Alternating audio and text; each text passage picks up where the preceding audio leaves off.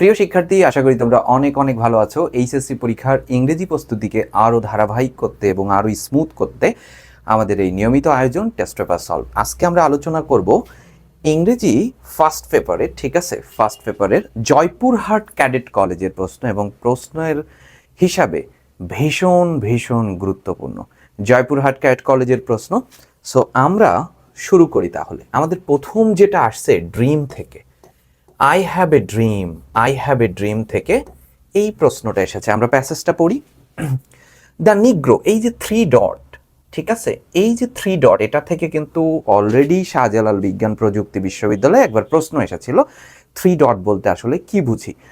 আরও মোর information contains, আরও তথ্য আছে, বাট সেইটা থেকে সংক্ষেপিত রূপ হচ্ছে এটা, অর্থাৎ কেটে কেটে দিয়েছে, ঠিক আছে। 3 dot refers to more information contains, আরও তথ্য ধারণ করতেছে, বাট সেটা দেয় নাই। আচ্ছা, এই যে টিটাকে বন্ধনীর মধ্যে দিয়েছে কেন? কারণ এটা হাইপারবোল, অতি রঞ্জন, বাড়িয়ে বাড়িয়ে বলা হয়েছে। অর্থাৎ মার্টিন লুথার কিং যখন বক্তব্য দেওয়ার জন্য এরকম মাইক্রোফোন হাতে নিয়েছিল, তো মাইক্রোফোনে আমি এই যে এখন যতই চিল্লাই, আমার যদি এই মাইক্রোফোনটা নষ্ট থাকে, তুমি কিন্তু জীবনেও সাউন্ড শুনতে পারবে না ঠিক মতো। তার মানে একটা স্বাভাবিক পর্যায়ে কথা বললেই, মাইক্রোফোন নিয়ে কথা বললে আর দরকার নাই।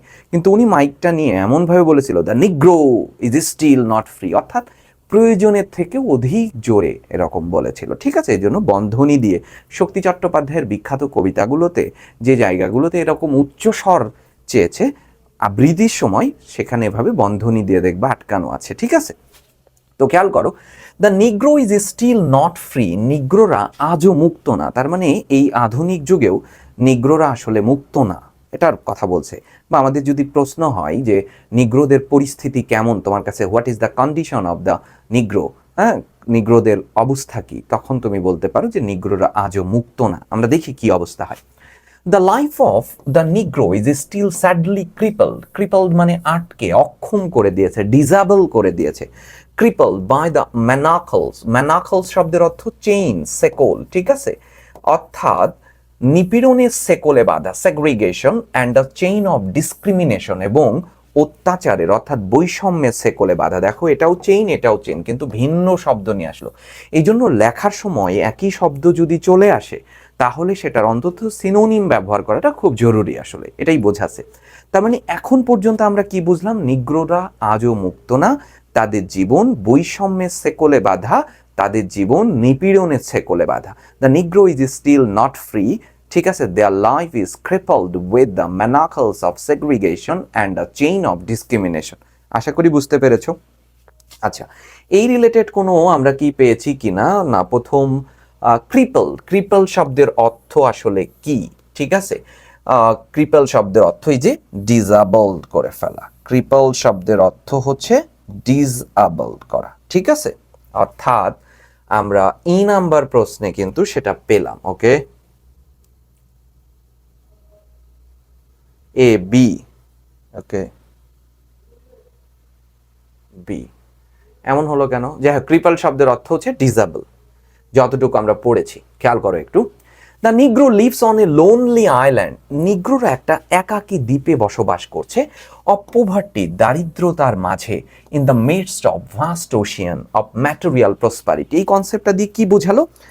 এখানে একটা ম্যাটাফোর, এই প্যাসেজটা তো ম্যাটাফোর বুঝাইছে, বুঝছো? ম্যাটাফোর শব্দের অর্থ কি বলো? ম্যাটাফোর শব্দের অর্থ হচ্ছে রূপক। ক্লিয়ার? ম্যাটাফোর শব্দের অর্থ হচ্ছে রূপক। আমি এই মার্কারটাকে বললাম এটি একটি পাথর, অর্থাৎ পাথরের রাফনেসের সাথে তুলনা করে বলেছি এটি পাথরের মতো, বললে কিন্তু সিমিলি হইতো। আর এটি ম্যাটাফোর মানে ডিরেক্ট তুলনা। আমার কথা কি বুঝতে পারছো? নজরুল ইজ ফায়ার, নজরুল আগুন। নজরুলকে আগুন না, নজরুলের বিদ্রোহকে আগুনের সাথে তুলনা করা হচ্ছে, এটি হচ্ছে ম্যাটাফোর। ঠিক পৃথিবীকে তুলনা করা হচ্ছে একটা সাগরের সাথে, এই হচ্ছে পৃথিবী। পৃথিবীকে তুলনা করলো একটা সাগরের সাথে। সাগরে যেমন সাগরের তলদেশে প্রচুর সম্পত্তি, ম্যাটেরিয়াল প্রসপারিটি, কিন্তু নিগ্রোদের এই পুরো সাগরে জায়গা হয়নি, তারা আছে এতটুকু একটা জায়গায়। অর্থাৎ এই সব জায়গাতে রয়েছে আমরা, অন্যান্য মানুষ, নিগ্রোরা শুধু এতটুকু জায়গায়। এই জন্য বলছে তারা লোনলি আইল্যান্ডে, একাকী দ্বীপে বসবাস করছে। চতুর্দিকে সম্পত্তি, কিন্তু এই সম্পত্তি থেকে তাদেরকে বঞ্চিত করে রাখা হয়েছে। The নিগ্রো is still languishing in the corner of American society. America সমাজের প্রতিটি কোনায় কোনায় তাদেরকে ধুঁকছে, তারা কোন ঠাসা করে, ক্ষমতাহীন করে রেখে দেওয়া হয়েছে। তাহলে আমাদের প্রশ্ন ছিল, দেখো খেয়াল করো, দ্য ওয়ার্ড ল্যাঙ্গুইশিং শব্দের অর্থ কি? বিং উইক, দুর্বল হয়ে যাওয়া, অ্যান্ড পাওয়ারলেস হয়ে যাওয়া। বুঝতে পারছো? তাহলে প্রশ্ন লেখার সময় কিন্তু আমরা এমসিকিউ থেকে শব্দ চুরি করব, ঠিক আছে? তো বলা হচ্ছে নিগ্রোরা কি হচ্ছে? আর ল্যাঙ্গুইশিং, তারা ধুঁকছে, তারা ক্ষমতাহীন হয়ে যাচ্ছে, দুর্বল হয়ে যাচ্ছে। কোথায়? In the every corner of American society, America সমাজের প্রতিটি কোনায় কোনায়। চলে আসি আমরা, খেয়াল করো। এবং and find himself an exile মানে তো বুঝোই নির্বাসন, এবং তারা যেন নিজেদের ভূমিতেই আজ যেন তারা নির্বাসিত, ইন হিজ ওন ল্যান্ড। তার মানে নিগ্রোদের অবস্থা খুব খারাপ। We have come here today to dramatise, আমরা আজকে এখানে এসেছি, এই যে ঢাকা বিশ্ববিদ্যালয়ে এসেছিল, ড্রামা এর ভার্ব ফর্ম কি? ড্রামা হচ্ছে নাউন, নাটক, আর ড্রামাটাইজ হচ্ছে ভার্ব। আ শেমফুল কন্ডিশন, এক লজ্জাস্কর অবস্থার নাটকীয় রূপ দিতে আমরা এসেছি। I say to you today, my friends, so even though we face the difficulties of today and tomorrow, আমরা অনেক কঠিন পরিস্থিতির মধ্যে দিয়ে আজ এবং আগামীতে যাচ্ছি। তার মানে অবস্থা খুব কঠিন, বুঝো একটু। I still have a dream, এত খারাপ অবস্থার পরেও লেখক বলছে তবু আমার স্বপ্ন আছে। এটাই প্রশ্নে কিন্তু বুঝো, প্রশ্নের প্রভাব ফেলবো। ইট ইজ আ ড্রিম, এটি এমন একটি স্বপ্ন। ডিপলি রুটেড পার্টিসিপল ফ্রেজ হয়েছে, এখানে কিন্তু দ্যাট বা হুইচ আসবে, এরকম হলে ভালো হতো, কিন্তু রিডাকশন করেছে, এটাই আমরা অ্যাডমিশনে শিখব। ইন দ্য আমেরিকান ড্রিম, যা আমেরিকার স্বপ্নের গভীরে, ডিপলি গভীরভাবে রুটেড, গেথে আছে, প্রথিত আছে, এটি এমন এক স্বপ্ন। আই হ্যাভ আ ড্রিম, এত খারাপ অবস্থার পরে আবার বলল I have a dream, that one day this nation will rise up. Rise up মানে জেগে উঠবে, এটা ভার্বাল ফ্রেজ। মানে কি, তারা কি ঘুমাচ্ছে? না, তাদের বিবেক জেগে উঠবে। অ্যান্ড লিভ আউট, আর একটা ভার্বাল ফ্রেজ, ভার্বের সাথে যখন প্রেপোজিশন যোগ হয়ে একটা অর্থ তৈরি হয় তখনই সেটা, এবং বুঝতে পারবে the true meaning of its Creed, এর জাতিসত্তার প্রকৃত অর্থ কি, জাতীয়তাবাদ কি। উই হোল্ড দিস ট্রুথ, আমরা সেই সত্যকে তুলে ধরবো, টু বি সেলফ এভিডেন্ট, এবং সাক্ষ্য দিব যে all men are created equal, সকল মানুষ সমান। তার মানে পৃথিবীর সকল সৃষ্টি সমান। প্রশ্ন হতে পারে যে that all men are created দিয়ে কি বুঝাইছে? I have a dream that one day, আচ্ছা এটা নিয়ে একটা প্রশ্ন আছে, একটু আমরা দেখে আসি। একটা প্রশ্ন চলে এসেছে, খেয়াল করো। আচ্ছা, এই যে ডি নাম্বার, খুব মনোযোগ দিবা। হোয়াট ডাজ দ্য এক্সপ্রেশন বলছে, দেখো খেয়াল করো, হোয়াট ডাজ দ্য এক্সপ্রেশন, আমাদের কনসেপ্ট কি পাচ্ছি? What does the expression all men are created equal signify, এটি হচ্ছে ভার্ব। ভালো করে বুঝো, এটা ডাব্লিউএইচ ওয়ার্ড, এটি অক্সিলিয়ারি ভার্ব, এটি তাহলে সাবজেক্ট, এই ইকুয়াল পর্যন্ত সাবজেক্ট, আর এটি হচ্ছে মূল ভার্ব। তাহলে সাবজেক্ট নিয়ে আসো প্রথমে, এখান থেকে দেখে দেখে বসাও। দ্য এক্সপ্রেশন, ঠিক আছে, এই যে এক্সপ্রেশন, তুমি পুরোটাই লিখতে পারো, সমস্যা নেই, আমি এখানে এইটুকু লিখেছি, তুমি পুরোটাই লিখতে পারো। The expression all men are created equal সিগনিফাইস, এই যে ডাজ আছে সিঙ্গুলার, তাই ভার্বের সাথে যোগ করলাম। এই এক্সপ্রেশন দিয়ে বুঝিয়েছে যে, কনসেপ্টটা বুঝো, দ্য এক্সপ্রেশন তোমার কাছে জানতে চাইছে সকল মানুষ সমান, এটার তাৎপর্য কি, এটাকে কি সিগনিফাই করেছে। তখন আমরা লিখেছি দ্য এক্সপ্রেশন, সিঙ্গুলার তাই সিগনিফাইকে সিগনিফাইস করলাম। The expression সিগনিফাইস that every human being has equal rights, প্রতিটি মানুষের রয়েছে সমান অধিকার। হিউম্যান রাইটস অ্যান্ড কি dignity, ইরেসপেক্টিভলি cast, Creed and colour. লিখতে পারবে না, এটাই লিখতে হবে এমন না। এটা কি লিখছি আমি? এই যে রিগার্ডলেস অফ, রিগার্ডলেসের জায়গায় আমি ইরেসপেক্টিভলি বলেছি, নির্বিশেষে। ক্লিয়ার? তাহলে অল মেন কি বললো, all men are created equal. This line signifies, এই লাইনটি তাৎপর্য এটা যে every human being has equal rights and dignities, সমান অধিকার রয়েছে, সমান মর্যাদা, regardless of caste, creed and colour, জাতি, বর্ণ এবং ধর্ম নির্বিশেষে। সো নো ওয়ান শুড, কারোরই উচিত হবে না, no one should be discriminated against, তাদের বিরুদ্ধে বৈষম্য সৃষ্টি করার। কি লিখতে পারবে না? এই লাইনটা দিয়ে কি বুঝালো? The expression signifies that all men are created equal. That means ki every man has equal rights and dignity regardless of caste, creed and color. So no one should be discriminated against. কারোর উচিত না। এটা আমাদের প্যাসেজের আলোচ্য বিষয় ছিল। আমরা চলে আসি, বারবার প্যাসেজের দিকে চলে যাব, আবার চলে আসি। এবার বলতেছে আই হ্যাভ এ ড্রিম, আবার এত প্রতিকূল অবস্থার মধ্যেও বারবার বলেছে I have a dream. One day the red hills of Georgia, the sons of former slaves and the sons of former slave owner will be able to sit down together at the table of Brotherhood. বুঝো, এখানে ঢাকা বিশ্ববিদ্যালয়ে প্রশ্ন হয়েছিল, hyper বোল হয়েছে।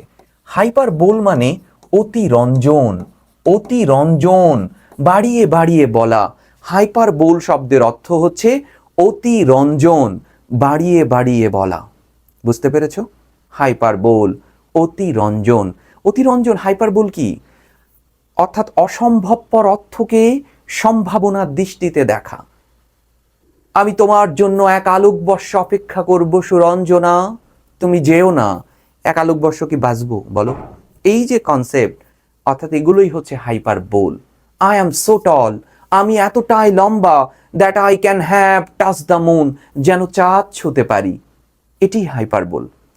এই লাইনটা hyper বোল কেন হইল? মার্টিন লুথার কিং বলতেছে আজকের থেকে দেয়ার ইজ নো ডিসক্রিমিনেশন, কোনো বৈষম্য থাকবে না ইন আমেরিকা, আমেরিকাতে কোনো বৈষম্য থাকবে না। তখন ওই বক্তব্য তো তোমরা পুরো পড়ো নাই। হঠাৎ একজন মঞ্চে বলল, আজ থেকে আমরা ধরলাম কোনো বৈষম্য নেই, কিন্তু আমাদের পূর্বপুরুষ যারা মরে গেছে তারা তো বৈষম্য নিয়েই মরেছে। তখন মার্টিন লুথার কিং বলল, the red hills of Georgia, Georgia লাল পাহাড়ে খ্রিস্টান প্রোটেস্ট্যান্টরা বিশ্বাস করে ওখানে আত্মারা এসে জড়ো হয় প্রতি রবিবারে। ওই জর্জিয়া লাল পাহাড়ে the sons of former slaves, ওই আগে যারা চাকর ছিল তাদের ছেলে মেয়েরা, আর ওই চাকরদের যারা মালিক ছিল sons of former slave owner, তাদের ছেলে মেয়েরা will be able to sit down together at the table of brotherhood, ভ্রাতৃত্বের বৈঠকে তারা বসবে। কি আশা! বলল মরেছে তো কি হয়েছে, ওদের আত্মারা এসে জর্জিয়ার লাল পাহাড়ে এসে জড়ো হবে। খেয়াল করো, আই হ্যাভ এ ড্রিম, এত প্রশ্নে এটা নিব বারবার, এত প্রতিকূল অবস্থার মধ্যেও আবার বলছে I have a dream that one day even the state of Mississippi, একদিন মিসিসিপি অঙ্গরাজ্যেও, I state sweltering with the heat of injustice, যে অঙ্গরাজ্যটি অন্যায়ের উত্তাপে গলছে, যে অঙ্গরাজ্যটি sweltering with the heat of oppression, নিপীড়নের অত্যাচারে গলছে, will be transform into an oasis of freedom and justice. কিছুই বুঝো নাই। শোনো, পৃথিবীর সবথেকে উত্তপ্ত জায়গা কোনটা বলো? মরুভূমি। মিসিসিপিকে মরুভূমির সাথে তুলনা করেছে। এই হচ্ছে মরুভূমি, প্রচুর বালি, রোদ, কোনো গাছ নেই। ঠিক আছে, তাহলে মরুভূমি ইকুয়াল টু মিসিসিপি। বুঝো একটু, ওই মরুভূমিতে কি রয়েছে? ইনজাস্টিস ধরে নিচ্ছে। মিসিসিপিতে ইনজাস্টিসের উত্তাপ, অপারেশনের উত্তাপ, হিট অফ অপারেশন। লেখক এবার ইনজাস্টিসকে উঠিয়ে দিয়ে জাস্টিস আনবে, অপারেশনকে উঠিয়ে দিয়ে ফ্রিডম আনবে। তখন মিসিসিপি ঠান্ডা হবে। আর মরুভূমিকে ঠান্ডা করতে হলে কি করবা? গাছ লাগাবা, মরুভূমির মধ্যে বাগান বানাবা। ওয়েসিস মানে মরুদ্যান, মরুভূমির মধ্যে উদ্যান। বুঝতে পেরেছ? মিসিসিপি আজ মরুভূমি কেন? কারণ ওখানে ইনজাস্টিস এবং অপারেশন। লেখক বলছে, বক্তা বলছে, ওখানে ইনজাস্টিসকে উঠিয়ে দাও, দিয়ে জাস্টিসের মতো গাছ লাগাও। ওখানে অপারেশনকে ছড়িয়ে দিয়ে ফ্রিডম নামক গাছ লাগাও। আর মরুভূমির মধ্যে গাছ লাগালে কি হয়ে যাবে? মরুদ্যান হয়ে যাবে। মরুভূমির উদ্যান, ওয়েসিস শব্দের অর্থ হচ্ছে সেই মরুদ্যান। আই হ্যাভ এ ড্রিম, আবার বলল, that my four little children will one day live in a nation, এমন একটি জাতিতে বসবাস করবে, where they will not be judged by the color of their কি স্কিন, তারা গায়ের রঙে না, বাট বাই দা, কি বলেছে, নট এবং বাট, দেখেছো নটের পরে যা আছে বাটের পরেও তাই, not be just by the colour of their skin, তারা গায়ের রঙে না, but by the content of their character, তারা গায়ের রঙে নয় চরিত্রের গুণে গুণান্বিত হবে, এমন সমাজ দেখতে চাইছে, ডেমোক্রেটিক সমাজ। I have a dream today, I have a dream, আবার বলল, এত খারাপ অবস্থার মধ্যেও বারবার বলছে তবুও আমার স্বপ্ন আছে, one day down in Alabama, Alabama হচ্ছে আর একটা বাজে রাজ্য, হ্যাঁ, উইথ ইটস ভিসিয়াস, তার নিষ্ঠুর racist,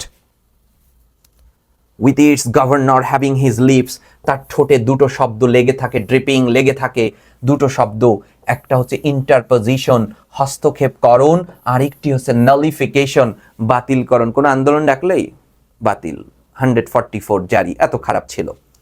that one day right down in Alabama, এই আলাবামাতেও little black boys and black girls will be able to join hands with little white boys and white girls as sister and brothers, ভাই বোনের মতো কৃষ্ণাঙ্গ আর শ্বেতাঙ্গ ছেলে মেয়েরা হাত ধরাধরি করে হেঁটে যাবে। আই হ্যাভ আ ড্রিম, আমার স্বপ্ন আছে। এই যে স্বপ্ন দেখলো, ভালো করে বুঝো।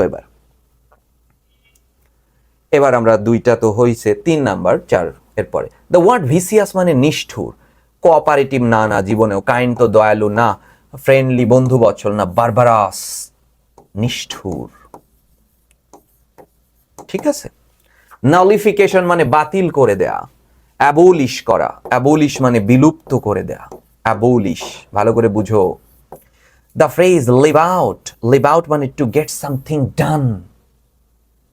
এই ছিল আমাদের প্রশ্ন। এবার প্রশ্ন হচ্ছে, হাউ ডিড দ্য স্পিকার, ভালো করে বুঝো, প্রশ্ন বুঝো তো ভাই, প্রশ্ন বুঝো। How, WH word, did auxiliary verb, the speaker subject, fight মূল ভার্ব, ওকে। তাহলে ডাব্লিউএইচ ওয়ার্ড সাহায্যকারী ভার্ব, সাবজেক্ট মেইন ভার্ব, তাহলে সাবজেক্ট নিয়ে শুরু করো, দ্য স্পিকার, ফাইট ডিড আছে পাস্ট, এই জন্য আমরা নিলাম ফট, ওকে। প্রশ্ন হয়েছে হোয়াইট ডমিনেশনের বিরুদ্ধে বক্তা কিভাবে লড়াই করেছিল? এই বক্তা কি লাঠি নিয়ে আসছিল? না, প্রেম দিয়ে, শান্তি দিয়ে, অহিংস নীতি দিয়ে, নন ভায়োলেন্ট ওয়েতে সে লড়াই করেছে। এই জন্য বলছে দ্য স্পিকার ফট এগেইনস্ট, এই যে হোয়াইট ডমিনেশন, শ্বেতাঙ্গ কর্তৃত্বের বিরুদ্ধে বক্তা লড়েছিল থ্রু, কিসের মধ্যে দিয়ে? শান্তিপূর্ণ protest, peaceful protest, human chain যেটাকে আমরা বলি, মানববন্ধনের মধ্যে দিয়ে, বক্তব্যের মধ্যে দিয়ে, এবং মুভমেন্টস ফর সিভিল রাইটস। লিখতে পারবা না? লিখতে কি পারবা কনসেপ্টটা? বলছে বক্তা কিভাবে লড়ল, how did the speaker fight against white domination. তুমি কি লিখতে পারবে না? The speaker fought against white domination, শ্বেতাঙ্গ কর্তৃত্বের বিরুদ্ধে বক্তা লড়েছিল কিসের মধ্যে দিয়ে? কোনো কিছু মধ্যে দিয়ে, এই যে মধ্যে দিয়ে মানে থ্রু, আমি এমনি হেঁটে যাচ্ছি অ্যাক্রস, এখানে একটা ফাঁকা আছে, এই দিক দিয়ে যাচ্ছি থ্রু, তাহলে through, the speaker fought against white domination through, কিসের মধ্যে দিয়ে? পিসফুল প্রোটেস্ট, শান্তিপূর্ণ প্রতিবাদের মধ্যে দিয়ে, কমা স্পিচে যেটা পড়তেছে এটা তো একটা বক্তব্য, বক্তব্যের মধ্যে দিয়ে, এবং নন ভায়োলেন্ট ওয়ে অর্থাৎ মুভমেন্ট ফর সিভিল রাইটস, মানবাধিকারের মধ্যে দিয়ে। দেখো বলছে হি ইন্সপায়ার্ড ব্ল্যাক পিপলদেরকে সে উৎসাহিত করেছে two demand equality, freedom and justice without using violence. পারবে না লিখতে? সে হি ইন্সপায়ার্ড ব্ল্যাক পিপল, সে ব্ল্যাক পিপলদেরকে উৎসাহিত করেছিল কি করতে? টু ডিমান্ড, দাবি করতে। কি দাবি করবে? এবার তুমি বলো ইকুয়ালিটি, তুমি বলে দাও ইকুয়ালিটি, জাস্টিস, ফ্রিডম, এগুলো দাবি করতে। কি ছাড়া? উইদাউট ভায়োলেন্স, কোনো সহিংসতা ছাড়াই, কোনো রক্তপাত ছাড়াই, without bloody war, without violence. কি লিখতে পারবা না? আবার বলি, প্রশ্ন কি, হাউ ডিড দ্য অথর অথবা হাউ ডিড দ্য স্পিকার, কিভাবে বক্তা ফাইট এগেইনস্ট হোয়াইট ডমিনেশন। তাহলে তুমি তখন লিখবা, the speaker fought against white domination. বক্তা শ্বেতাঙ্গ কর্তৃত্বের বিরুদ্ধে লড়েছিল through peaceful protest, speeches and movement for civil rights. Besides, এছাড়াও he inspired the black people, সে কৃষ্ণাঙ্গদেরকে উৎসাহিত করেছিল কি করতে? টু ডিমান্ড, দাবি করতে। কিসের দাবি? ইকুয়ালিটি, জাস্টিস, ফ্রিডম, এগুলোর দাবি। কি ছাড়া? কোনো সহিংসতা ছাড়া, উইদাউট ইউজিং ভায়োলেন্স। কি সরল কথা। পরের প্রশ্নে আসো, does the speaker sound cynical? Cynical মানে নিষ্ঠুর। তোমার কাছে কি মনে হয়েছে বক্তার বক্তব্য কি নিষ্ঠুর ছিল নাকি অপটিমিস্টিক, আশাবাদী ছিল? কোনটা ছিল? তুমি নিশ্চিত বলবা ভাই আশাবাদী ছিল, কারণ বারবার সে বলেছে I have a dream, I have a dream, I still have a dream, তবু আমার স্বপ্ন আছে। তাহলে বক্তার বক্তব্য কখনোই সিনিক্যাল ছিল না, নিষ্ঠুর ছিল না। এবার তোমার পক্ষে যুক্তি দেখাইতে বলছে, give your reason for your answer, তোমার উত্তরের পক্ষে যুক্তি দেখাও। ডাজ দ্য স্পিকার সাউন্ড, তাহলে তুমি লিখে ফেলো দ্য স্পিকার সাবজেক্ট, এবার মূল ভার্ব, এটা তো অক্সিলারি, এটা মূল ভার্ব, ওকে। লিঙ্কিং ভার্বের পরে অ্যাডজেক্টিভ বসে, সাউন্ড হচ্ছে লিঙ্কিং ভার্ব, সাউন্ডস। দি স্পিকার সাউন্ডস কি সিনিক্যাল? না না, বাদ। স্পিকার সাউন্ড ছিল কি অপটিমিস্টিক। তাহলে তুমি কি লিখলা বলো? দ্য স্পিকার কি বলেছে আবার বলো? দি স্পিকার সাউন্ডস অপটিমিস্টিক। কেন অপটিমিস্টিক? বিকজ, কারণ, আশাবাদী। কেন? ডেসপাইট সাফারিং, এত ভোগান্তি সত্ত্বেও, এত ডিসক্রিমিনেশন সত্ত্বেও, এত ইনজাস্টিস সত্ত্বেও সে বারবার বলেছে, he repeatedly says I have a dream. আমি হলে তো মারে ফেলতাম, যে মারে নিজে ফাঁসিতে ঝুলতাম। বুঝতে পারছো? তাহলে বক্তা কিন্তু, বক্তার বক্তব্য কখনোই সিনিক্যাল ছিল না, কখনোই নিষ্ঠুর ছিল না। দ্য স্পিকার সাউন্ডস অপটিমিস্টিক, বক্তার বক্তব্য ছিল আশাবাদী। বিকজ, কেন?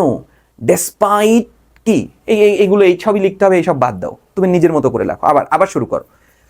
The speaker sounds optimistic because, কেন? ডেসপাইট কি সত্ত্বেও, ডেসপাইট কি হয়েছে তার সাথে? ইনজাস্টিস, অত্যাচার হয়েছে।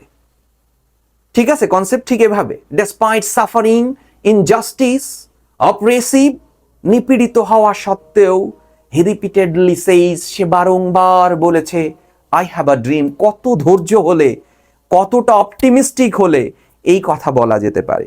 এই জন্য আমরা বলতেছি দ্য স্পিকার সাউন্ডস অপটিমিস্টিক, বক্তার বক্তব্য ছিল আশাবাদী। কেন?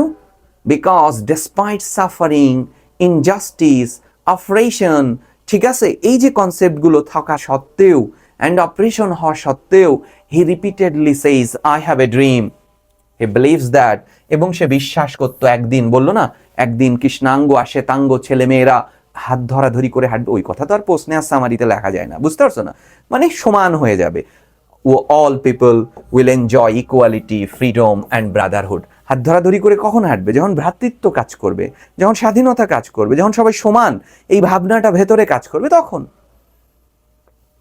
কি লিখতে পারবা না বলো? প্রশ্নে বলেছে একদিন আলাবামা অঙ্গরাজ্য শান্ত, ওইসব কথা তো বলা যাবে, ওগুলো তো ম্যাটাফোর। জর্জিয়ার লাল পাহাড়ে এসে সে কি, the former slaves of the owner, আবার ফর্মার স্লেভদের মালিকরা এসে তাদের আত্মার বৈঠক হবে। এই কথা কি প্রশ্নে লেখা যায় নাকি? এগুলো তো হাইপারবোলিক এবং ম্যাটাফরিক্যাল, এর পেছনের গল্প লিখতে হবে। তাহলে আমরা লিখলাম দ্য স্পিকার কি, বক্তার sound, the speaker sounds optimistic. Despite, কেন optimistic? Because despite suffering, injustice, ঠিক আছে, অ্যান্ড অপ্রেসিভ হওয়া সত্ত্বেও, হি রিপিটেডলি সেইজ, সে বারংবার বলেছে, I have a dream, I have a dream. অর্থাৎ হি বিলিভস দ্যাট, সে বিশ্বাস করে, অল পিপল কি হবে? সকল মানুষ, অল পিপল আর কি ইকুয়াল, অ্যান্ড উইল এনজয়, এবং উপভোগ করবে, ফ্রিডম, জাস্টিস, ঠিক আছে, অ্যান্ড ব্রাদারহুড। কি concept clear? Why did the speaker mention Georgia আর মিসিসিপি? এই দুইটা কথা, এই দুটো রাজ্যের কথা কেন বলেছে? দেখো, the speaker mentioned Georgia and Mississippi because these states were strongly affected by racial discrimination and oppression. এই দুটো শব্দই তো বেশি ব্যবহার হয়েছে, সেগ্রিগেশন, ডিসক্রিমিনেশন, অপারেশন। তাহলে এই দুটো অঙ্গরাজ্যের, এত এত অঙ্গরাজ্য বাদ দিয়ে এই দুইটা অঙ্গরাজ্যের কথা কেন তুলে ধরলো? এই জন্য বলতেছে, the speaker mention Georgia and Mississippi in his speech. The speaker mention Georgia and Mississippi in his speech. তার বক্তব্যে সে তুলে ধরেছে কেন? বিকজ এই দুইটা রাজ্য, this two states were affected by, কিসে affected? Racial discrimination, segregation and oppression. He hope that, সে আশাবাদ ব্যক্ত করেছে যে এই শান্তি স্থাপিত হবে। This places would one day, would মানে বুঝতে পারছো, আশাবাদ ব্যক্ত করেছে, one day becomes lands of freedom, justice and equality. এই ভূমি হবে একদিন স্বাধীনতার ভূমি, এই ভূমি হবে একদিন জাস্টিসের ভূমি, ন্যায় বিচারের, এই ভূমি হবে একদিন ইকুয়ালিটির, সাম্যের ভূমি। একবার পড়লেই বুঝতে পারবা। এই যে আমার হয়ে গেছে, ঠিক আছে? এমন গাঠনিক কোনো উত্তর নোট পুস্তকে লেখা নাই যা প্যাসেজ টু দ্য পয়েন্ট হয়। এগুলো শেখার জন্য কত মার খাইছি, আই রে মার। আঙুল এমন উল্টায় দিত আমাদের গোপেন স্যার, বুঝছো? প্রশ্ন লিখতে পারতাম না, হয় প্যাসেজ থেকে তুলে দিতাম, মানে বুঝতে পারতাম। এমনি আঙুল ধরে, আমার এখনো এই আঙুল ফোলা, এমনি উল্টায় দিছিল স্যার। এটা তোমার যদি করে, তুমি তো বাসায় যে লাঠি নিয়ে এটা চলে আসবা। কিন্তু সেটা কি যে শেখাইছে, স্যালুট গুরুদেব, ঠিক আছে? কি যে শেখাইছে, এখন আসে যা তা দিয়ে লিখে ফেলতে পারি, এই সক্ষমতা দিয়ে গেছে। আঙুল এমনি উল্টাই দিছে, আর এসে গলা হেঁটে ধরতো এমনি এইভাবে। আমার বন্ধু ছিল নয়ন আর আমি, দুইজন সবচেয়ে বেশি মার খেতাম, এমনি জাস্ট গলাটা হেঁটে ধরতো। খেয়াল করো, তুমি কি মনে করো Martin Luther King's dream have been fulfilled?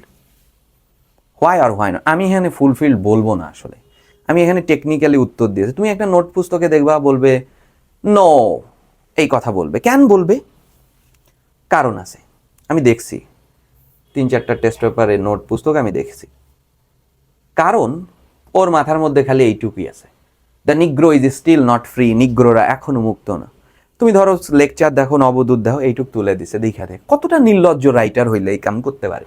The Negro লিখছে, no I don't think that. নবদূতের উত্তর বলতে যেমন তো মুখস্থ বই, বলছে no I don't think that, আমি মনে করি না Martin Luther King dream already have been fulfilled. কেন? বিকজ তারপর দেখেন কপি করছে, the নিগ্রো is still not free, the life of the নিগ্রো is still sadly crippled by the manacles of segregation and the chain of discrimination. লিখে শেষ করে দিছে। তো মিলাই দেখো, আমি সেটা করি নাই, আমি এখানে একটু টেকনিক্যালি করছি, একবার মানছি একবার মানি নাই। বলছি এই উত্তরটা একটু partially Martin Luther King's dreams have been fulfilled, একবার বলছি ফুলফিলড হয়ে গেছে, because racial discrimination has decreased and black people now enjoy more rights and opportunities. আগের থেকে একটু ভালো হয়েছে। কিছুদিন আগেও আলাবামাতে 11 জন কৃষ্ণাঙ্গ মেরে ফেলছে, কয়েকদিন আগে, এবং কোনো বিচার হয়নি, জানো? ওখানকার গভর্নর তাকে কোনো বিচারই করেনি। তারপর আগের থেকে ভালো। এই জন্য বলছি partially Martin Luther King's dreams have been fulfilled হয়ে গেছে ইন সাম কেসেস, কিছু ক্ষেত্রে। কেন? কারণ ডিসক্রিমিনেশন হ্যাজ ডিক্রিজড হয়েছে, কিছুটা কমেছে, অ্যান্ড ব্ল্যাক পিপল কি করতেছে? নাও এনজয় মোর রাইটস দ্যান বিফোর, আগের থেকে কিছুটা। আবার বলছি, হাউএভার, যা হোক, complete equality has not yet bin fulfilled, এটা হয় নাই। তোমরা এইটা লিখবা। কেন? অ্যাজ রেসিজম অ্যান্ড ইনজাস্টিস, ওই যে প্যাসেজের লাইনটা, যে এখনো তারা মুক্ত না, বাট আমি ওইটা নির্লজ্জের মতো তুলে দিই নাই। As racism and injustice still exist in some places, এখনো কিছু জায়গাতে বিদ্যমান রয়েছে। এবার আমরা প্যাসেজ থেকে ফ্লো চার্ট লিখব। খেয়াল করো, read the following text and make a flow chart. আমরা ফ্লো চার্টের জন্য শোয়িং কথাটি কোথায় লেখা আছে সেটা দেখলাম। এরপরে কি আছে? দ্য অ্যাক্টিভিটিস, সেই কর্মকাণ্ডগুলো আমাদের লিখতে বলেছে। কর্মকাণ্ডগুলো included in civic engagement. Civic এনগেজমেন্টের মধ্যে, অর্থাৎ কোন কাজগুলো জনসম্পৃক্ততামূলক কাজ, এইটা করলে জনসম্পৃক্তমূলক কাজ হবে। অর্থাৎ সিভিক এনগেজমেন্টের মধ্যে কোন কাজগুলো ইনক্লুডেড, অন্তর্ভুক্ত। ঠিক আছে, ওকে। আমরা দেখি আমাদের প্রথম বক্সটা করে দেয়া আছে কি, টু প্রোটেস্ট এগেইনস্ট আনজাস্ট, অর্থাৎ অন্যায়ের বিরুদ্ধে প্রতিবাদ করা। ওকে, তাহলে কি দিয়ে শুরু হয়েছে? টু প্লাস ভার্বের বেস ফ্রম দিয়ে, অর্থাৎ ইনফিনিটিভ দিয়ে, ইনফিনিটিভ ফ্রেজ। সো আমরা বাকি তথ্যগুলো এই টু প্লাস ভার্বের বেস ফ্রম দিয়ে করব। আমাদের প্রথম কাজ হবে এই ইনফরমেশনটা কোথায় থেকে লেখা আছে, আর প্রশ্নে কি চাইছে সেটা মিলানো। Two protest against any unjust, দেখি কোথা থেকে নিল। খেয়াল করো, পেয়ে গেছি, এখান থেকে নিয়েছে এই। এবার উত্তরগুলো এর পর থেকে নিব। কোন উত্তর? সেটি কি সিভিক এনগেজমেন্টের মধ্যে অন্তর্ভুক্ত কিনা। পড়ি এবার। You are civically engaged and your protest may result in changes. না, তুমি তো প্রোটেস্টই করলা, এখানে তো প্রোটেস্ট একই কথা। দিস ইনক্লুডস, আছে ইনক্লুড শব্দটি আছে, দেখি। ইন্ডিভিজুয়াল আর group activities to work against people's interest, অর্থাৎ এই প্রতিবাদটা তুমি একাও করতে পারো আবার দলগতও করতে পারো। না, এটা তো নতুন কোনো কাজ না, ওই কাজই। You are civically engaged if you are participated in activities like organizing rallies. তুমি র্যালি করতে পারো, কালেক্টিং সিগনেচার কালেক্ট করতে পারো। যেমন আজকের নিউজ ধরো, রিয়াল মাদ্রিদ থেকে এমবাপ্পেকে খেদানোর জন্য, সরানোর জন্য 15 লাখ মানুষ সিগনেচার সংগ্রহ করছে, এইভাবে প্রতিবাদ স্বরূপ। মেকিং হিউম্যান চেইন, মানববন্ধন তৈরি করতে পারো। রাইটিং পিটিশন, সেটাতে যদি কাজ না হয় শেষকালে মামলা করতে পারো। তো এগুলো কি বলো? সিভিক এনগেজমেন্টের কাজ না।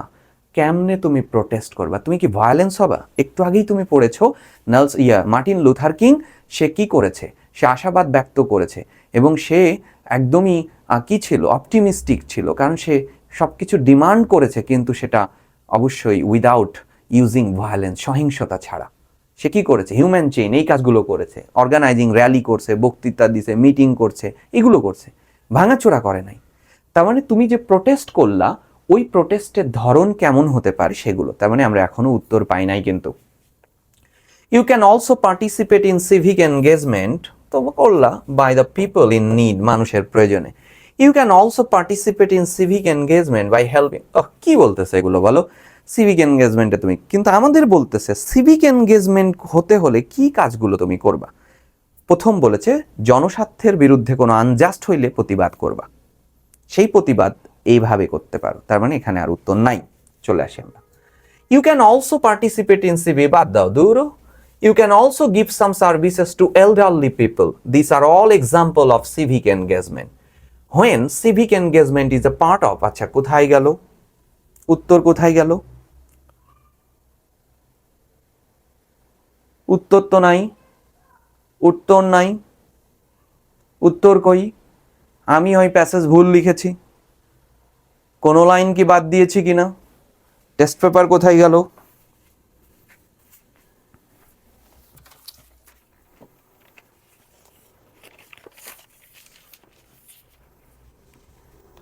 এখানে জয়পুরহাট ক্যাডেট কলেজে, শোনো টেস্ট পেপার কোথায় গেল? কোথায়?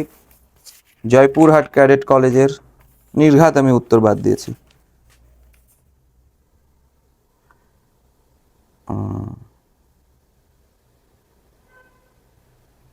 petitions etc. You can also participate in civic engagement, এই যে এখানে আছে ট্রাফিক, তোমরা সবাই মেনে নিও, এখান থেকে লাইন ভুল গেছে। Help control traffic in front of school, এইটা লাইন বাদ গেছে, বুঝছো?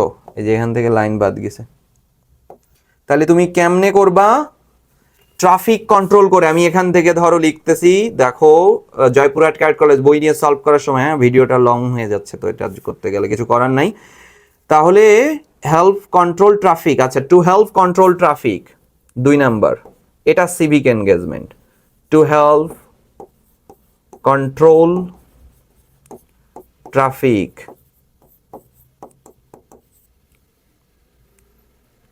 ইন ফ্রন্ট অফ স্কুল, স্কুলের সামনে,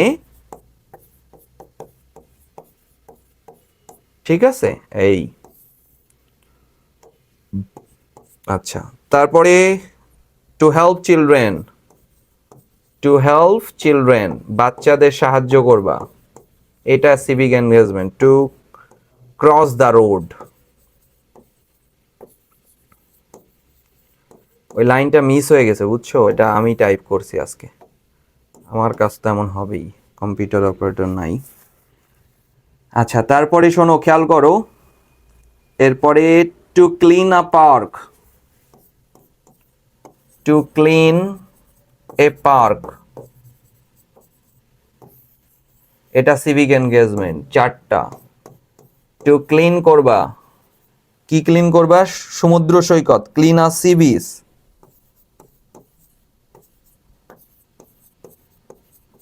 সব সাজানো ছিল। এবং ফাইনালি বৃদ্ধদেরকে হেল্প করবা, এই যে এখানে আবার আমরা দিয়েছিলাম এইখান থেকে, ঠিক আছে ওকে, এই যে টেস্ট পেপার আমি নবদূত থেকে করেছি। সো খেয়াল করো, ইউ ক্যান এই যে give some service to elderly পিপলকে সার্ভিস দেওয়াটাও সিভিক এনগেজমেন্টের মধ্যে পড়ে। টু রেন্ডার সার্ভিসেস টু, দেখো টু রেন্ডার সার্ভিসেস, এটা একটু মিল করে নিও বুঝছো, ভুল হয়ে গেছে। To render services to elder people.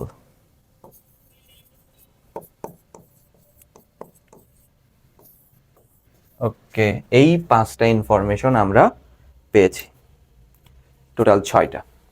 এবার চলে আসো সামারি লিখব। সামারি দেখো কিভাবে কোহেরেন্স আকারে লিখি, একটু একটু করে পড়বো, আর ওই পড়াটা সমান আমরা কি বুঝাবো সেটা নিয়ে আমাদের কাজ হবে, ঠিক আছে? কি বুঝাবো সেই কনসেপ্টটা নিয়েই আমরা আগাবো, এই হচ্ছে আমাদের কাজ। খেয়াল করো তাহলে, মনোযোগ দিবা। পুরো কর্মকাণ্ডটা কি?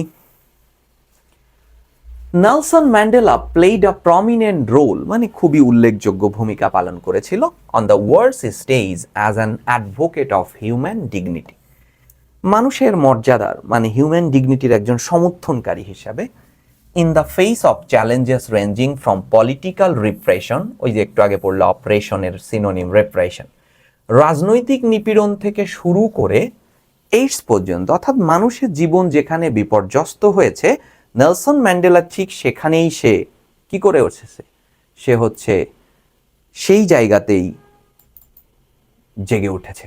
কনসেপ্ট হচ্ছে এটা, অর্থাৎ আমরা বলতে পারতেছি Nelson Mandela was a great leader ছিল, ভালো কথা। অ্যান্ড কি, এবং কি করেছে, এবং সে অ্যাডভোকেট করেছে, and a strong advocate of human dignity, freedom and equal rights. প্রথম প্যারা সমান কি, এটা প্রথম পড়তেছি। আর Nelson Mandela was a great leader, সে একজন বিখ্যাত নেতা ছিল, অ্যান্ড আ স্ট্রং অ্যাডভোকেট, এবং একজন সমর্থক ছিল কিসের, অফ হিউম্যান রাইটস, মানবাধিকার। এইটুকু বললেই তোমার হচ্ছে। তাহলে এইটুকু সমান দেখো আমরা এটা নিয়েছি। নেলসন ম্যান্ডেলা, ভালো করে বুঝো, Nelson Mandela was a great leader and a strong advocate of human dignity, freedom and justice. লিখে দিও তোমার মতো, অর্থাৎ এক কথায় মানবাধিকারে। আচ্ছা এবার দেখো, হি ফর্মালি লেফট পাবলিক লাইফ, সে রাজনৈতিক জীবন ত্যাগ করলো 2004-এ, বিফোর ইজ 86th বার্থডে, সে রাজনৈতিক জীবন ত্যাগ করলো। আচ্ছা দেখো কি লিখেছি, দো হি রিটায়ার্ড ফ্রম পাবলিক লাইফ, যদিও সে রাজনৈতিক জীবন ত্যাগ করেছে, এইটুকু সমান ওইটুকু লিখলাম, কমা দিয়ে অন্য লাইন থেকে আনছি। He remained one of the world's most revered public figure হয়েছে, কম্বাইনিং সেলিব্রিটি হয়েছে, unwavering messages of freedom, respect and human rights. এটা আমরা প্রথম লাইনে লিখে ফেলেছি। ঠিক আমরা সেই কথা লিখেছি, দো হি রিটায়ার্ড ফ্রম পাবলিক লাইফ, কমা দিবা, he became a political celebrity through the world. এত সমান পর্যন্ত 2 লাইনে কাভার করেছি। প্রথমে লিখেছি Nelson Mandela was a great leader and advocate of human rights, এবং মানবাধিকারের, তুমি আরও ছোট করো, আমার মতো লিখতে হবে কেন? Nelson Mandela was a great leader and advocate of human rights, এটা প্রথম কথা। হিউম্যান রাইটসের অ্যাডভোকেট না হলে তো রাজনৈতিক নিপীড়ন থেকে রাজনীতি করে। আমাদের কোনো নেতা রাজনীতির বাইরে সে কি সমাজে বাল্যবিবাহ নিয়ে কোনো কথা বলে না, ও খালি আছে ওই রাজনীতি নিয়েই আছে, বুঝতে পারছো? কিন্তু এটাও যে রাজনীতির পার্ট, ওই সেন্সই তো নাই। তাহলে এই জন্য লিখেছি নেলসন, প্রথম এই পর্যন্ত, এইটুকু, এইটস পর্যন্ত। Nelson Mandela was a great leader, একজন বিখ্যাত নেতা ছিল, and advocate of human rights, full stop. তারপরে 2টা তথ্য পেয়েছি, রাজনীতি ছেড়ে দিচ্ছিল, তারপরেও সেলিব্রিটি, এই পর্যন্ত। যদিও he left public life, comma, he became a political celebrity, full stop দিয়ে দাও। পরের লাইন, দ্য ইয়ার্স, যে বছরগুলো, Nelson Mandela behind bars made him the world's most celebrated political prisoner, লিখে ফেলেছ না বলো? হি বিকেম পলিটিক্যাল সেলিব্রিটি, লিখে ফেলেছ, বাদ। And a leader of mythic stature of millions of কি ব্ল্যাক সাউথ আফ্রিকানস, খালি কি কৃষ্ণাঙ্গদের কাছেই, আফ্রিকানদের কাছেই না, oppress people far beyond his country's border, ওই আফ্রিকার সীমানা বা ছাড়িয়েও, অর্থাৎ সারা পৃথিবী, শুধু আফ্রিকান না, সারা পৃথিবীতে নিপীড়িত মানুষের কাছে সে মিথিক স্ট্রেচার হয়েছিল। মিথিক স্ট্রেচার বুঝো? পৌরাণিক চরিত্র। পৌরাণিক চরিত্রকে যেমন তুমি দেখো নাই কিন্তু সম্মান করো।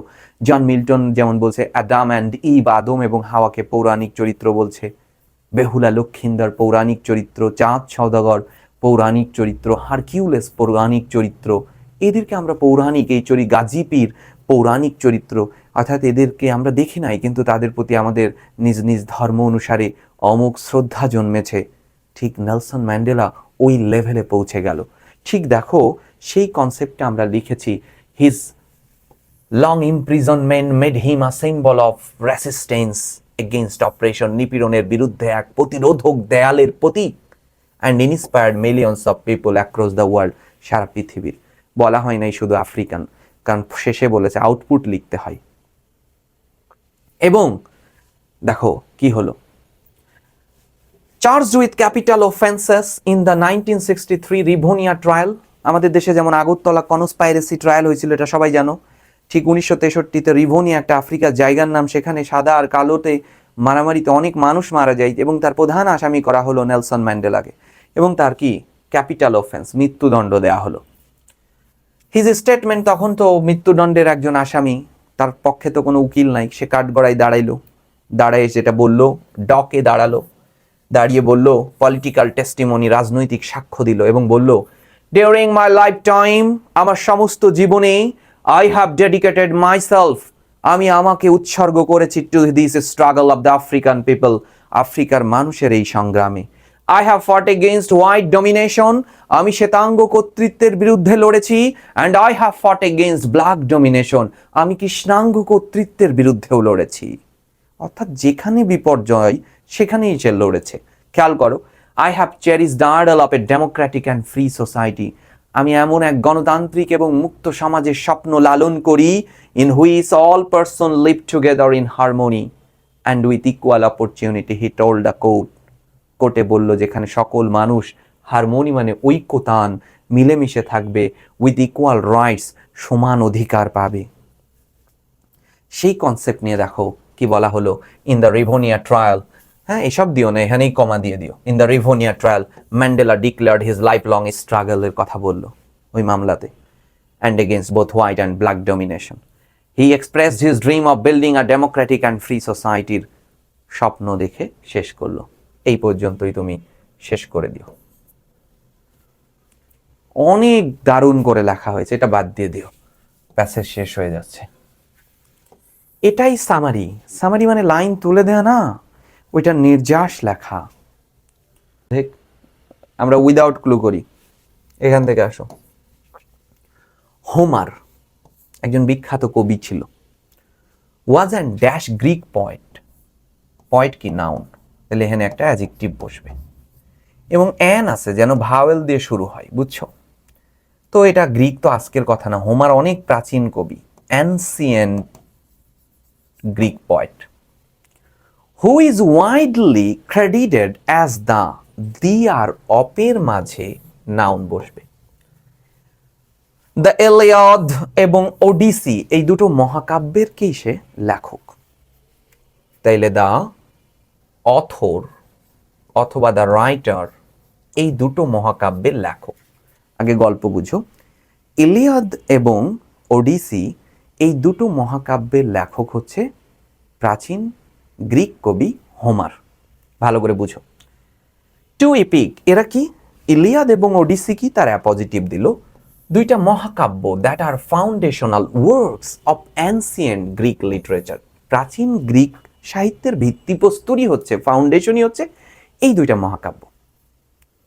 আচ্ছা, despite uncertainties about his authorship, মানে তার লেখক সত্য নিয়ে অনিশ্চয়তা থাকা সত্ত্বেও, অর্থাৎ এই দুইটা যে হোমারই লিখেছে এইটা নিয়ে বিতর্ক আছে। এই অনিশ্চয়তা থাকা সত্ত্বেও হোমার ইজ, ভালো করে বুঝো, dash one of the most influential authors in history, ইতিহাসের অন্যতম প্রভাবশালী লেখক হিসাবে কি বিবেচিত হয়। তাহলে কারা বিবেচনা করে? হোমার কি নিজে নিজে করছে? না, আমরা করছি। তাহলে প্যাসিভ, প্যাসিভ হলে ভার্বের থার্ড ফর্ম কনসিডার্ড।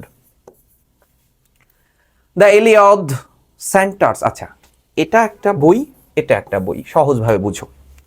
তো বইয়ের তো একটা বিষয়বস্তু থাকে। ইলিয়াদের বিষয়বস্তু কি ছিল জানো? কিং আগামেমনন এবং অ্যাখিলিস এই দুইজনের যুদ্ধ নিয়ে। অ্যাখিলিসের নাম শুনছো? ইংরেজিতে একটা প্রবাদ বাক্য, মানে সরি ইডিয়মস আছে, অ্যাখিলিস হিল, মানে অ্যাখিলিসের গোড়ালি। উনি একজন দেবতার ছেলে ছিল এবং তার মা দেবালয়ে গেল, যে বললো আমার ছেলের অমরত্ব চাই। তখন বলেছিল যে একটা পুকুর দেখায় দেয়, মানে একটা লেক, একটা জলাধার দেখিয়ে দেয়, যেখানকার পানি দিয়ে গোসল করালে একবারই করতে পারবে, সে অমরত্ব পাবে, মানে তাকে কোনো আঘাতে কিছু হবে না। তখন অ্যাখিলিসের মা এভাবে পানির মধ্যে চুবায় দেয়, বুঝতে পারছো? পানির মধ্যে চুবায় দেয়, তো সব জায়গাতে পানি লাগলো, কিন্তু তার দুই হাতের মধ্যে তো কি ছিল? গোড়ালি ছিল। ওই গোড়ালিতে আর পানি লাগে নাই। এই জন্য ট্রয় যুদ্ধে অ্যাখিলিসকে যখন মারতে পারছিল না, তখন দেবতারাই এই গোপন তথ্য ফাঁস করে দিল। ওই পায়ের গোড়ালিতে তীর মেরেই অ্যাখিলিসকে মেরে ফেলা হয়েছিল ট্রয় যুদ্ধে। ট্রয় সিনেমা দেখছো? তাহলে ওইটা হচ্ছে, এই জন্য ইংরেজিতে আবার ইডিয়মস আসছে, অ্যাখিলিস হিল, অ্যাখিলিসের গোড়ালি। আবার এর মানে হচ্ছে, ইংলিশ মিনিং হচ্ছে উইক পয়েন্ট, মানে অ্যাখিলিসের দুর্বলতা ছিল শুধু ওই পায়ের গোড়ালি। তো এই ইলিয়াদের আলোচ্য বিষয় ছিল অ্যাখিলিস এবং রাজা আগামেমননের লড়াই সম্পর্কে। তাহলে বলো, the Iliad centres on a war. কার মধ্যে? দুইজনের মধ্যে, কিং আগামেমনন এবং ওয়ারিয়র অ্যাখিলিস, এই দুইজনের মধ্যে লড়াই হয়েছিল ট্রোজান ওয়ারে। আর এটা হচ্ছে ইলিয়াদের বিষয়বস্তু। এবার ওডিসির বিষয়বস্তু কি? ওডিসি একটা chronicles the 10-year journey of Odysseus. বীর ওডিসিউসের ওই ট্রোজান থেকে, ট্রয় থেকে ফিরে আসার যে কঠিন ঘটনা ছিল, সেটা 10 বছরের সেই করুণ কাহিনী নিয়ে এই কাব্যগ্রন্থ লেখা।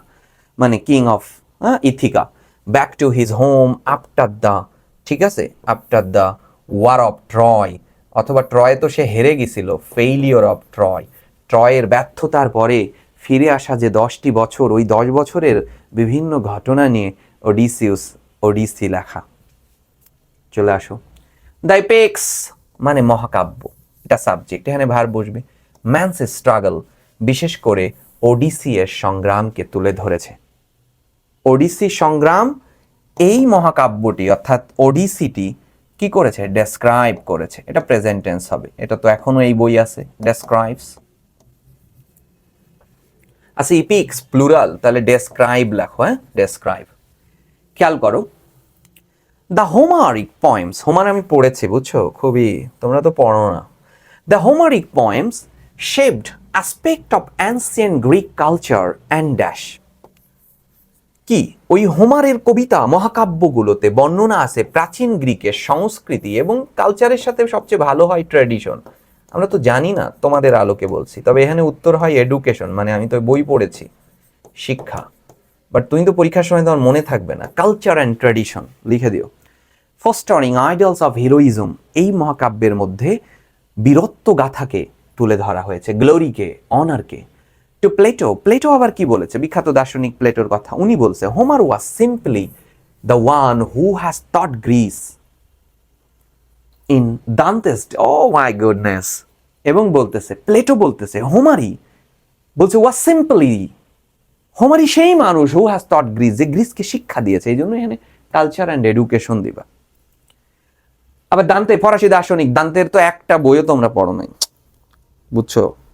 জ্ঞান চর্চা করতে হবে, বুঝছো? জ্ঞান চর্চা, ইউনিভার্সিটিতে ওঠো, ভেতর থেকে এখান থেকে দোয়া, প্রচুর বই পড়বা, প্রচুর, বুঝতে পারছো? যারা পড়ে না আসলে তারাই অন্যের দ্বারা প্রভাবিত হয়, এটা মাথায় রেখো। এই যে বিশ্ববিদ্যালয়ে এসে অমুক ছাত্র দল করে ফেলতেছে, ছাত্রলীগ, আরেকজন শিবির করতেছে, কেন ভাই? তুমি আরেকজনের, তোমাকে কে বুঝাচ্ছে? কারণ তোমার বিদ্যা নেই। ঢাকা বিশ্ববিদ্যালয়ে আমরা পড়ে আসছি, কই কেউ তো নিতে পারলো না। আসলেই কি সব যুক্তি দিতাম, হাই রে আল্লাহ, এবং মারার জন্য ঘুরে বেড়াতে। আবার আমি কেন করব এটা?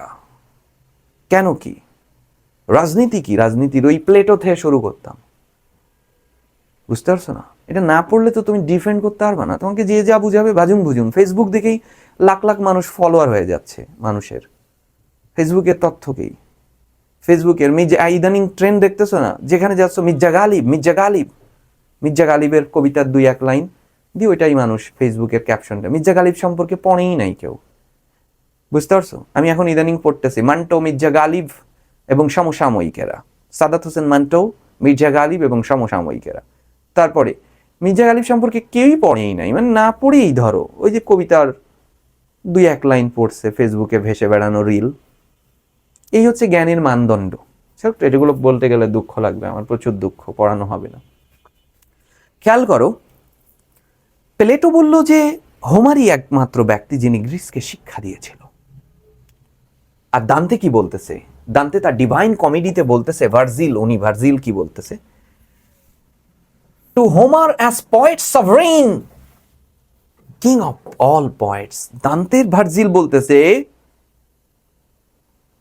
হোমারই হচ্ছে কবিদের কবি, সার্বভৌমত্বের কবি। কবিতায় যে সার্বভৌমত্ব আসলো, কবিতার যে অসীম, কবিতার যে ছোট পঙ্কোক্তি, অনেক, ওই যে হেলাল হাফিজের একটা কবিতা, 2 লাইনের একটা কবিতা দিয়ে মানব সভ্যতা সব বুঝিয়ে দিয়েছে। নিউট্রন, তুমি বোমা বুঝো, মানুষ বুঝো না। এই যে কবিতার যে সার্বভৌমত্ব, বুঝতে পারছো? কবিতা দিয়ে যে সব বোঝা যায়। কবিতা কারণ না, কবিতা কোনো দেশের না, কোনো ভাষার না, কোনো তার কাটার বেড়া কবিতাকে আটকাতে পারেনি। এটা হোমার থেকেই আসলো, এটা ভার্জিল বললো। এবং ওনাকে বললো উনি কিং অফ পয়েট, কবিদের কবি, দ্য পয়েট অফ পয়েটস, কবিদের কবি সে। তাহলে এই যে দান্তে কি করলো দেখো, ভালো করে বুঝো কিন্তু। এই যে ভার্জিল, ভালো করে বুঝো, সে হচ্ছে রিফার্স করলো, যে এখানে টু আছে, refers to in the preference of to his translation of the Iliad and Alexander Pope। আর এক বিখ্যাত কবির নাম চলে আসলো। এইটা আবার ইংরেজিতে রূপান্তর করেছে গ্রিক থেকে আলেকজান্ডার পোপ। উনি বলতেছে Homer has always been considered the, দিয়ার অপের মাঝে দ্য কি ড্যাশ অফ পয়েটস, ঠিক আছে, the greatest of poet's, the poet of poet's বলতে পারো তুমি। কবিদের কবি বলে আখ্যায়িত করলো। ফ্রম অ্যান্টিক, প্রাচীন কাল থেকে এখন পর্যন্ত হোমারের কবিতাগুলো হ্যাভ কি ইনফ্লুয়েন্সড, অথবা হ্যাভ এনকারেজড, অথবা হ্যাভ ইন্সপায়ার্ড করতেছে ম্যানি রিজিয়ন, দেখো ম্যানি ফেমাস ওয়ার্কস, ওয়ার্কস মানে শিল্পকর্মকে, সাহিত্যকে, মিউজিককে, আর্ট অ্যান্ড ফিল্মকে। এই ছিল গ্যাপ, খুব ভালো গ্যাপ। আগেরটা আরো ভালো ছিল, প্রশ্নের লাইন অন্যটা দিয়ে দিছে, বুঝছো? রিয়ারেন্স, দেখি কি নিয়ে রিয়ারেন্স আইছে। সে মারা গিয়েছিল এত সালে, নিশ্চিত কারোর জীবনী, তাহলে এটা একটা অটোবায়োগ্রাফি। ভালো করে বুঝো, টাইপ দেখো। তাহলে টাইপ হচ্ছে অটোবায়োগ্রাফি, কাজী নজরুলকে নিয়ে এসেছে, মনোযোগ দিবা, কাজী নজরুল। তাহলে প্রথমে তার জন্ম, কোনো অটোবায়োগ্রাফি হলে প্রথমে জন্ম। আমরা দেখি জন্ম কোথায় আছে।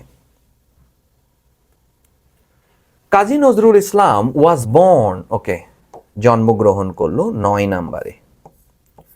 কাজী নজরুল ইসলাম ওয়াজ বর্ন, ভালো করে দেখো, in 1899 in the district of Bardhaman in West Bengal.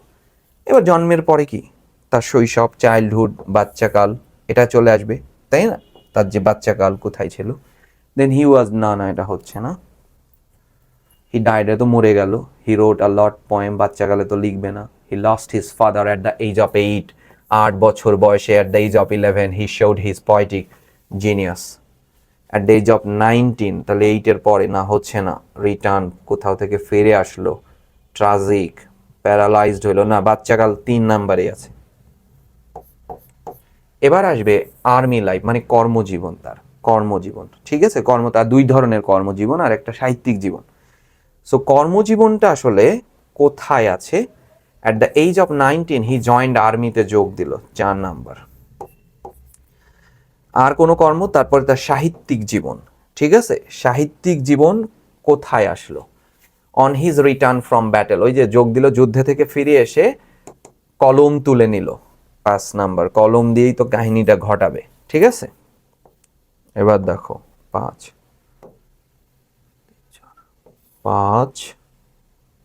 দেখো 6, 7, 8, 9। ওকে, তাহলে দেখো, খেয়াল করো, লিটারারি লাইফ চলে গেল। লিটারারি লাইফ তার, ঠিক আছে? খেয়াল করো এবার,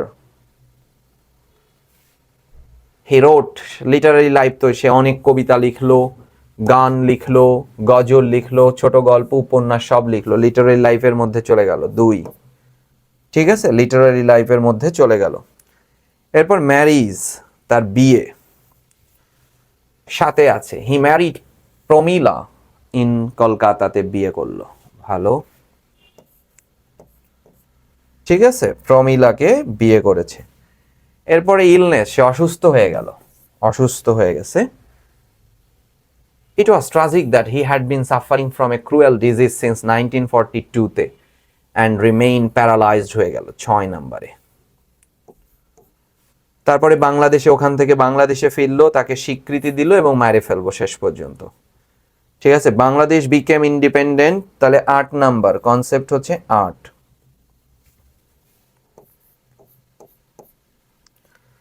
আচ্ছা, এরপরে দেন হি ডিক্লেয়ার্ড আওয়ার ন্যাশনাল পয়েট, 10। এবং ফাইনালি দেখো,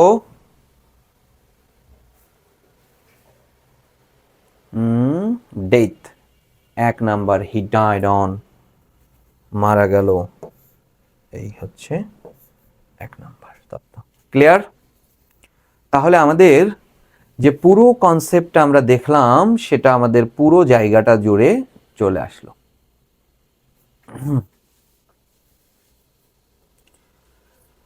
এবার থিম রাইটিং দেখো, time you old gypsy man, Ralph হাসানের কবিতা, কবিতার নামই এটা, time you old gypsy man. সময়, তুমি তো বৃদ্ধ যাযাবর, সময়কে বৃদ্ধ যাযাবর বললো। যাযাবরের কাজ কি? খুব দ্রুত চলে যায়।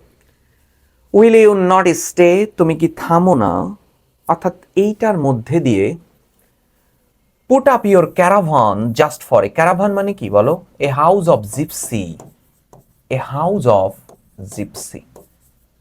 মেডিকেল অ্যাডমিশন একবার এসেছিল, জিপসিদের ঘরকে বলা হয় ক্যারাভানে, যে তাবু টাবু টানায় করে। তাহলে এই স্ট্যাঞ্জার মধ্যে ভালো করে বুঝো, কিন্তু এই যে স্ট্যাঞ্জা তুমি পাচ্ছ, এইটুকের মধ্যে প্রথম স্ট্যাঞ্জা, ফার্স্ট স্ট্যাঞ্জা, প্রথম স্তবকের মধ্যে বলছে time you old gypsy man, সময় তুমি তো বৃদ্ধ যাযাবর, উইল ইউ নট স্টে, থামবে না? পুট আপ ইউর ক্যারাভান, তোমার ঘর একটু থামাও, জাস্ট ফর এ ডে, একদিনের জন্য। তাহলে এই আলোচনার বিষয়ের মধ্যে কি বুঝাচ্ছে? সময় চলছে, time keeps moving like a restless journey, restless traveller.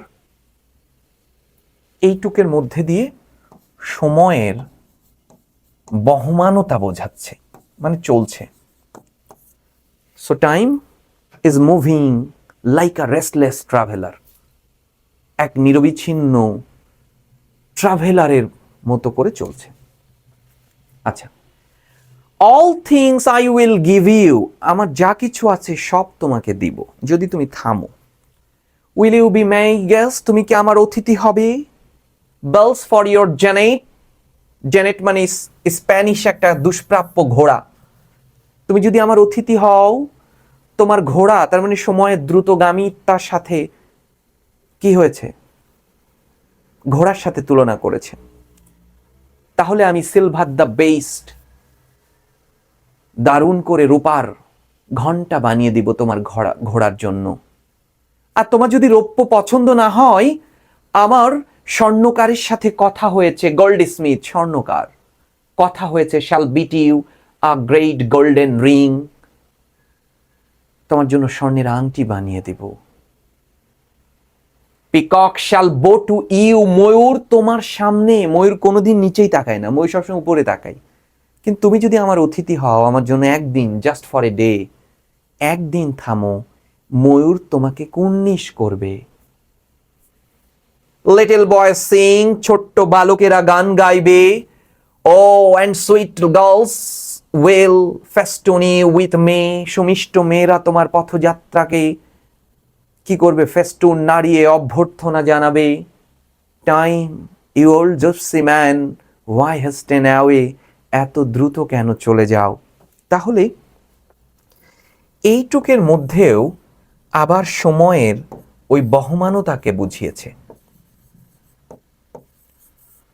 আর এইটুকের মধ্যে এই যেখান থেকে আমরা অনেক কিছু তাকে দিতে চেয়েছি, প্রলোভন দেখিয়েছি, তাকে বিউটি দিতে চেয়েছি, তাকে গান শুনিয়ে আনন্দ দিতে চেয়েছি, তাকে ফেস্টুন নাড়িয়ে ওয়েলকাম করতে চেয়েছি, এত এত তাকে ঘন্টা বানিয়ে দিতে চেয়েছি, সিলভারের পছন্দ না হলে স্বর্ণের আংটি দিতে চেয়েছি।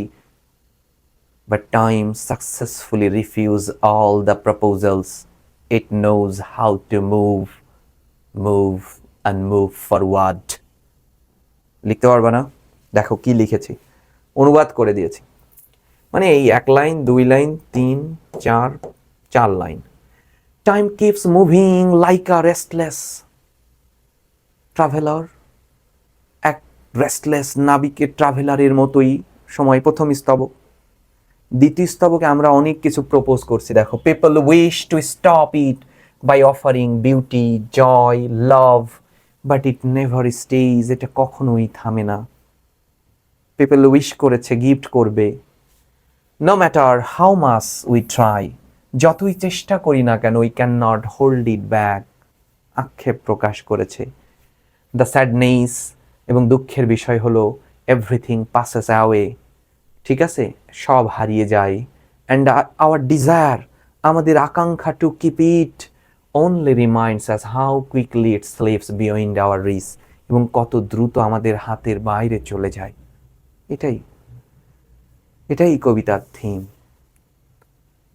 কবিতার কোনো লাইন নেওয়া যাবে না, কবিতার নির্যাস। প্রথম স্তবকে বলল, time you old gypsy man, তুমি তো বৃদ্ধ যাযাবর, তোমার কি ক্যারাভান থামাবা না, জাস্ট ফর ওয়ান ডে? তার মানে ও চলে গেছে। এই জন্য বললাম time keeps moving like a restless traveller.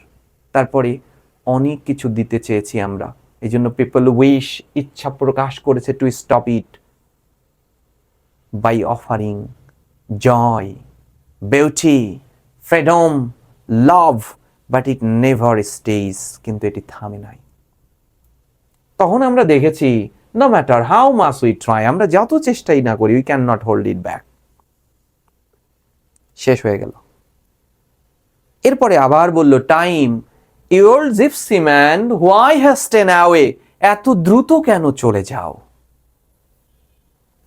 তাই বললাম, the sadness is that everything এত দ্রুতই যায়, everything passes away and our desire to keep, বলেছে, ইট অনলি রিমাইন্ড আস, এটি কেবলমাত্র আমাদের আকাঙ্ক্ষা থেকেই যায়, আর আমাদের মনে করিয়ে দেয় how quickly it slips beyond our reach, কি বলেছে, রিচ, এটাই বলেছে। লিখে ফেলবা।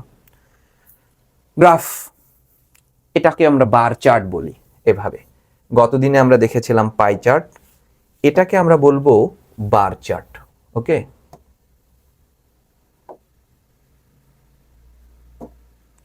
এটাকে আমরা বলবো বার চার্ট। কয়টা প্যারা হবে? 3টা প্যারা হবে, 3 প্যারা। অনেক স্ট্যান্ডার্ড ভাবে লেখা হয়েছে। কোথা থেকে সাহায্য নিয়েছি? টেক্সট বইয়ের 192 পেজ। প্লিজ কারোর কোনো কিছু দেখো না, বুঝছো?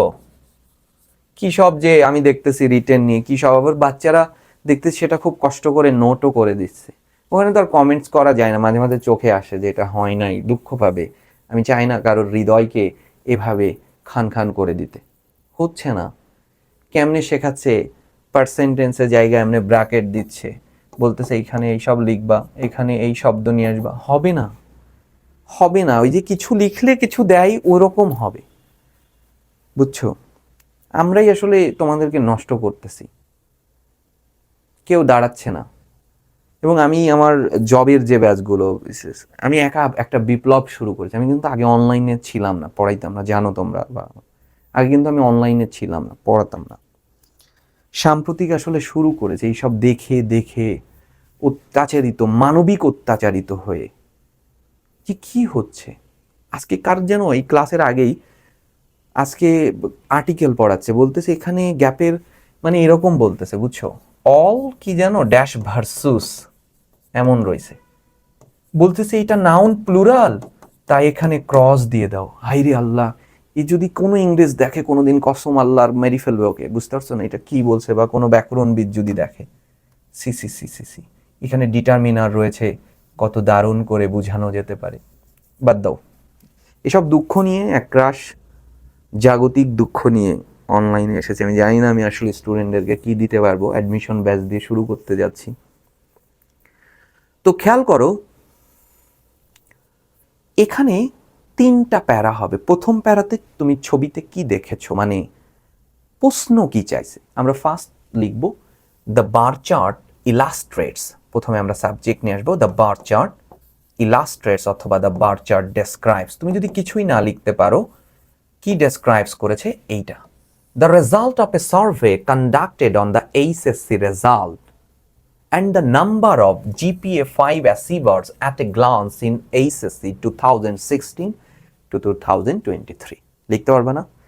ফার্স্ট প্যারাতে দেখো, দ্য বার চার্ট ইলাস্ট্রেটস অথবা বার চার্টটি বর্ণনা করেছে the number of GPA 5 achievers in the HSC। এটা তো প্রশ্নই, কত সাল থেকে কত। এবং দেখো ওভারঅল যে ট্রেন্ড শোজ নোটিসেবল ফ্লাকচুয়েশন দেখাইছে।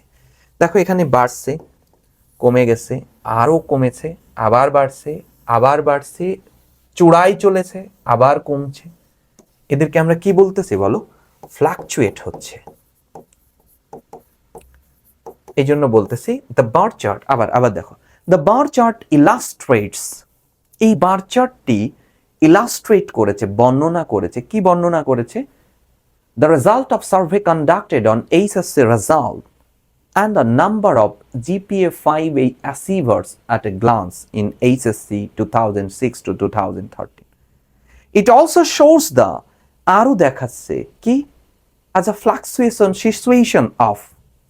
situation of HSC রেজাল্টের এই উঠানামা, দারুণ উঠানামা হয়েছে। দেখো সেই উঠানামাটা লিখে তুমি শেষ করতে পারো উইথ আ ড্রামাটিক, একটু নাটকীয় রূপ চলে গিয়েছে। ঠিক আছে, ভালো করে বুঝো এখানে। আচ্ছা, এবার এ পর্যন্তই তুমি লিখতে পারো। এই বর্ণনাটা তুমি শেষের দিকে আনতে পারো, থার্ড প্যারাতে দিতে পারো। এরপর তুমি যা যা দেখতেছো দেখো, 2016 থেকে 2018 পর্যন্ত কিন্তু তীব্র হারে কমেছে। এই দেখো, from 2016 to 2018 the number of GPA 5 holders decreased, কমেছে steadily, ধারাবাহিকভাবে। from কোথা থেকে কোথায়? 2016-তে এত টু এত, 18-ই এত। এবার তুমি আজাইরা লেখা লিখতে পারো, লিখে বড় করবা। কি? according to the bar chart we can see that in 2016 এত জনে প্লাস পাইছিল, in 17 এত মানুষ এ প্লাস পেয়েছিল এবং 2018 3টা লাইন বেড়ে গেল। এগুলো হচ্ছে মানে কি বলবো, ভুল না, বাট লেখাটার ব্যাপ্তি বাড়ানোর জন্য।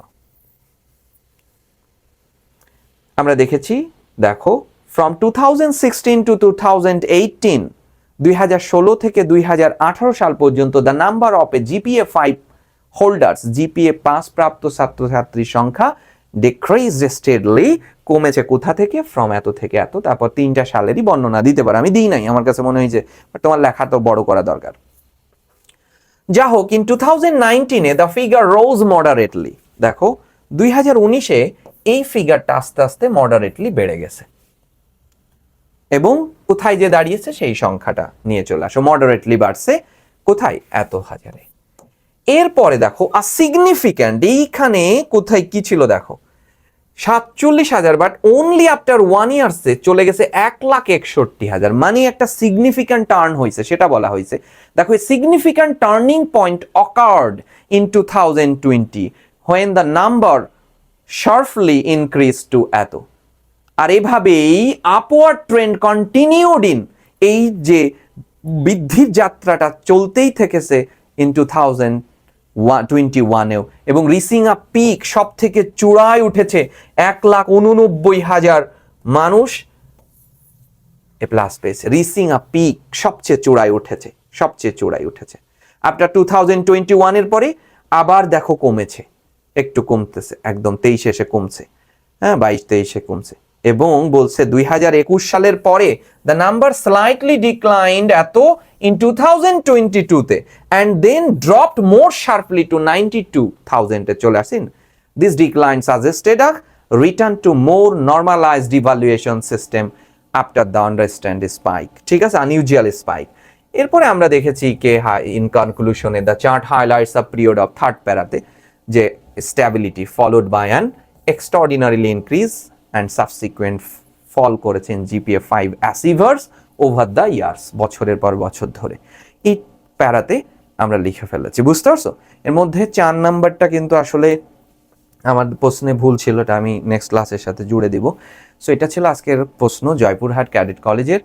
এবং ঢাকা বিশ্ববিদ্যালয় বি ইউনিট নিয়ে আমি একটু কথা বলি 1 মিনিটের মধ্যে। এটাকে আমি সো কল্ড বিজ্ঞাপনের দিকে বলতে চাই না। এটা আগামী মাস থেকে আমরা ক্লাস শুরু করব পরীক্ষার আগে।